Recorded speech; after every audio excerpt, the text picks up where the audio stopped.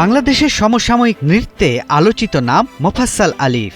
বর্তমান সময়ে দেশীয় নাচ ও ওয়েস্টার্ন নাচের ফিউশনে আলিফ তার এক নিজস্ব নাচের ধাঁচ তৈরি করেছেন, যা তরুণদের মাঝে বেশ জনপ্রিয় হয়ে উঠেছে।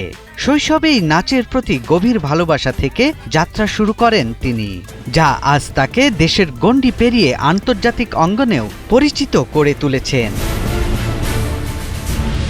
নৃত্যের প্রাথমিক শিক্ষা গ্রহণ করেন খ্যাতনামা প্রতিষ্ঠান নন্দন কলা কেন্দ্র থেকে।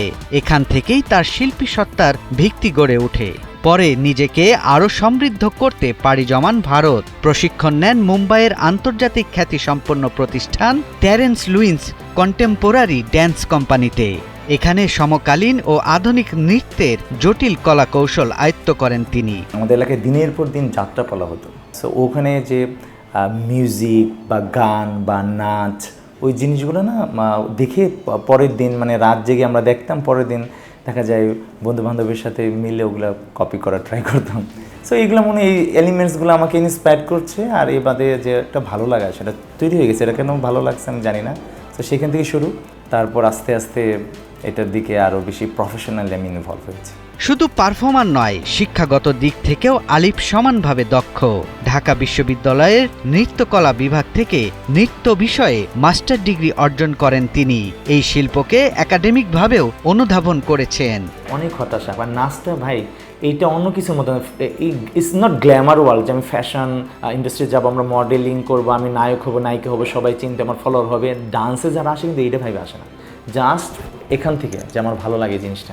নাচ অনেক এক্সপেন্সিভ, ছোটোবেলা থেকে এই যে কস্টিউম, এক এক নাচে এক কস্টিউম, এইটা সো সব বিষয়গুলো যারা আসে অনেক ভালোবাসা নিয়ে, অনেক স্বপ্ন নিয়ে আসে, সেইটার হইল প্রপার এটা আমরা এখনও মানে আমাদের সামনে।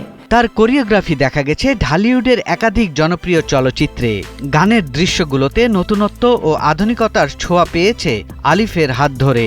রঙিন পর্দায় তার নাচের কোরিওগ্রাফি দর্শকদের কাছে দারুণভাবে প্রশংসিত হয়েছে। আমার কাজের সেক্টর, আমার অল্প বয়সে অল্প সময়ে আমি সেই স্টেজ তো আমার প্রথম জায়গা, আমার প্রধান আকর্ষণ, আমার ভালোবাসার জায়গা। মঞ্চের বাইরে আমি টেলিভিশন, সিনেমা, নাটক, ওটিটি, মিউজিক ভিডিও, বিজ্ঞাপন, মানে সব ধরনের সেক্টরে আমি কাজ করার মানে এই এতটুকু সময় আমি করতে পেরেছি। হয়তো বা অনেক কাজ অনেক পপুলার হয়েছে, অনেক কাজ হয় নাই, বাট কাজ তো কাজই, সব কাজে আমার ভালো লাগার, ভালোবাসা। সো আমি আলহামদুলিল্লাহ আমি সবগুলো সেক্টরে কাজ করে যাচ্ছি। বর্তমানে তিনি তরুণ নৃত্যশিল্পীদের প্রশিক্ষণ দিয়ে যাচ্ছেন এবং বিভিন্ন নাট্য ও নৃত্য কর্মশালার সঙ্গে যুক্ত আছেন। প্রথমত আমি তো আলহামদুলিল্লাহ দেশের বাইরে অনেক ইভেন্টস করে কাজ করি। আমি মূলত দুই ধরনের কাজ করি। একটা আছে যে আমি বাংলাদেশকে তো আসলে রিপ্রেজেন্ট করা মানে আমার বাংলাদেশি সংস্কৃতি দিয়ে রিপ্রেজেন্ট করতে হবে সব জায়গায়, এমনও না। আমি যে বাংলাদেশের মানচিত্র পতাকা নিয়ে আমি যে পারফরমেন্স করেছি, যে স্টাইলই করি, সেটাও বাংলাদেশকে রিপ্রেজেন্ট করা। বাংলাদেশে আসলে আমাদের সামাজিক বা ধর্মীয় বিভিন্ন কারণ, যেটাই বলেন আপনি, বা এই নাচ কেরিয়ার হিসেবে এটা খুবই চ্যালেঞ্জিং। এটা যে নেওয়া যায় না বা নেওয়া যাবে না এটা অনেকেই নিয়েছে। আমাদের অনেক সিনিয়র্স আছে, শুধু প্রফেশন আমি নিয়েছি। আমি একটা জলজ্যান্ত প্রমাণ সামনে দাঁড়াইছি। বাংলাদেশের সংস্কৃতি চর্চায় তার পথ চলা নিঃসন্দেহে উল্লেখযোগ্য।